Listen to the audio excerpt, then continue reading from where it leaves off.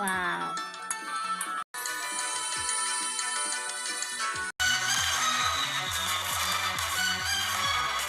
কিছুদিন আগে আমি ইউটিউবে একটা শর্ট ভিডিও আপলোড করেছিলাম হলোগ্রামের উপর, যেখানে আপনারা মন ভরে লাইক কমেন্ট শেয়ার করেছেন। যে ভিডিওটা দেখে আমারও ভালো লাগছে, তো তার উপরে ইন্সপায়ার হয়ে আজকে আমি তৈরি করবো একটা হলোগ্রাম প্রজেক্টর।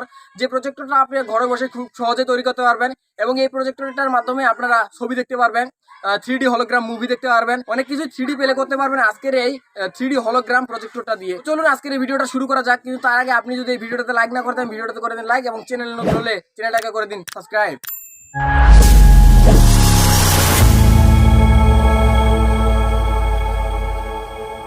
তো গাইস, আজকের এই 3D হলোগ্রাম প্রজেক্টটা তৈরি করার জন্য আমাদেরকে সিম্পলি লাগবে এরকম স্বচ্ছ পেপার। তো এইটা আমি একটা সোল্ডারিং আয়রনের যে বক্সটা থাকে সেই বক্সটা থেকে কেটে নিয়েছি।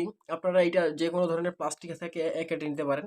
তো এইটাকে আমরা সঠিকভাবে কাটার জন্য আমি আগে থেকেই একটা এরকম হলোগ্রামের একটা কেচিং তৈরি করে নিয়েছি। তো এর মাপটা আমি আপনাদেরকে যদি দেখাই তাহলে আপনারা বুঝতে পারবেন। তো এইটা হলো 5.5 সেন্টিমিটার এবং এইটা হলো 2 সেন্টিমিটার। তো এটা হলো 5.5 সেন্টিমিটার, এটা হলো 5.5 সেন্টিমিটার এবং এটা হলো 2 সেন্টিমিটার। তো এখন আমি এটার মাপ করে এটাকে সুন্দর করে কেটে নিব। তো তার জন্য আমি এখানে মার্ক করে নিব প্রথমে। তো মার্ক করার জন্য আমি এখানে এই মার্কারটা ইউজ করব। এই মার্কারটা দিয়ে আমি এখানে সিম্পলি এই সিস্টেমে মার্ক করে নিব এবং কাঁচি দিয়ে কেটে নিব।